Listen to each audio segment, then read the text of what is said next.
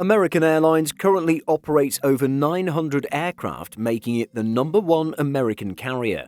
The Fort Worth-based carrier is also the world's most significant airline in many other areas, such as revenue, passengers flown, and passenger kilometers flown. With a fleet this big, American Airlines is the largest in the world. Let's take a look at the aircraft in its fleet, as well as its plans for the future. American Airlines operates a large and diverse fleet to support its vast network, but the pandemic has forced some consolidation at the airline. It now only flies 4 aircraft families, but even then it still has 904 planes in its fleet. Out of those aircraft, 446 are Airbus aircraft, all from the A320 family. American operates the A319, the A320 and the A321. The airline has a fleet of 133 A319-100s. These aircraft have an average age of 17.9 years old. Alongside these are 48 of the larger A320-200. These have an average age of 20.9 years. Finally, American has 265 Airbus A321s in its fleet. 218 of these are the A321-200 and 47 are the A321neo. The youngest aircraft in its fleet have an average age of 1.4 years old. While Airbus has a presence in the AA fleet, so too does Boeing.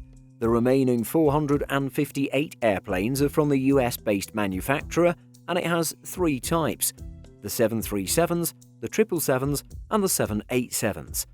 The 737s come in 2 variants, the 737-800 and the 737 MAX 8.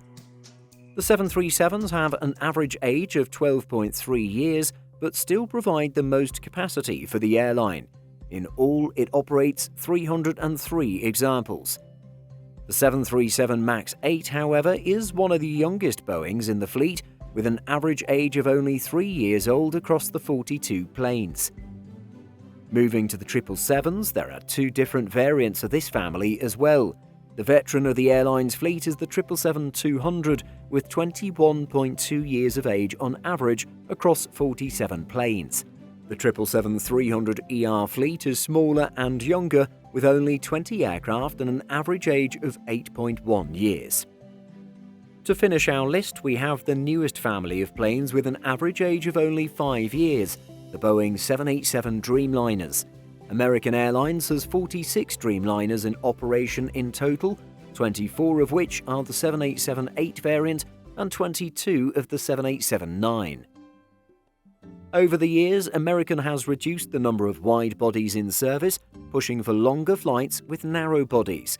Today, only 13% of the fleet are twin-aisle jets, which are deployed on long-haul services and key domestic transcontinental routes.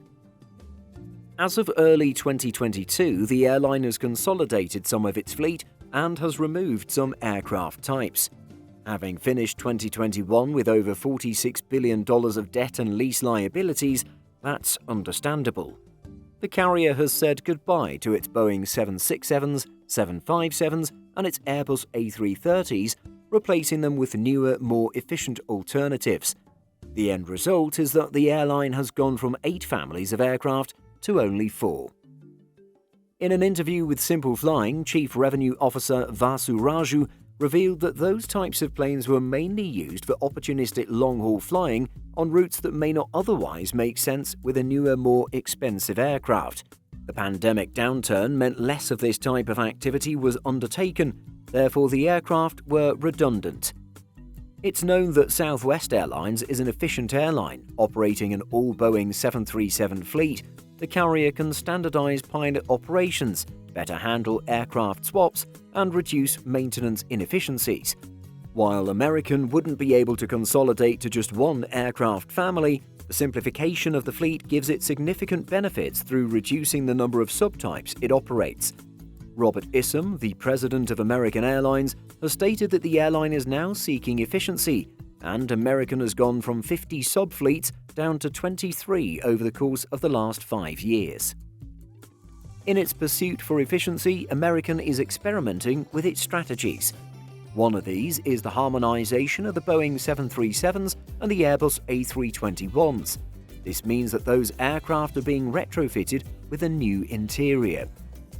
Even though retrofits are expensive, in the long term this will benefit the carrier from a cost and an operational perspective. For example, the 737-800 will be getting the same configuration on the inside as a 737 MAX 8, moving from 160 to 172 seat setting. On the retrofitted version, there will be 16 recliner-type seats in first class and 30 main cabin extra seats. The standard economy will be denser, going from 114 seats to 126. The Airbus A321 is also getting a few extra seats. Previously, these aircraft would have 181 to 187 seats, but the retrofitted version will have 190. 20 of these seats are recliner type in a 2-2 configuration. Then there are 29 main cabin extra seats and 141 main cabin seats. The airplane will also be fitted with Wi-Fi so passengers can watch entertainment on their own devices. All of these changes can help the airline to earn some additional revenue. With people ready to fly again, larger capacity aircraft can be useful and help to strengthen the airline's financial position. Another goal for the carrier to get back on track stronger and more efficient is to maintain a younger fleet. By retiring the older planes, the airline saves money on maintenance and fuel. With the ungrounding of the MAX, they can replace some older 737s and A320s. Also, the delivery of new 787s will replace some of the A330 and 767 capacity lost and enable some 777-200ERs to be retired. The 787s offer additional options in cabin classes as they have a premium economy class. This is a good middle ground for those who want something between extra legroom economy and business class. In addition, the 787 will also be offering all passengers on-demand entertainment through seatback screens. These new efficient aircraft will drive down the cost of fuel and maintenance, and the customers can appreciate the comfort that new technology offers. As for the future, American Airlines has a lot to expect, and with the new additions to the fleet, new opportunities will be open. The airline will be getting 13 787-8s and 30 787-9s, as well as 88 737 MAX 8s. But the deliveries of the Dreamliners are delayed due to production issues.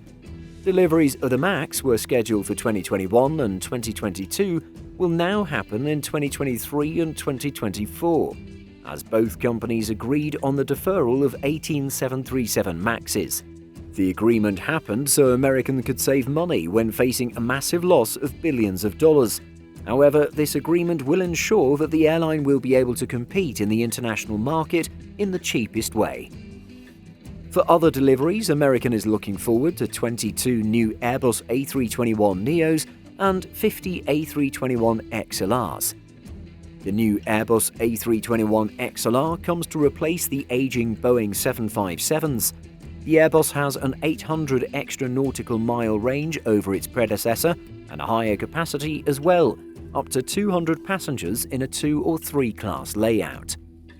Some speculation also indicates that because of the unique routes that the A321XLR might be flying, American Airlines might choose to add another premium category of seats to take advantage of the long flight times.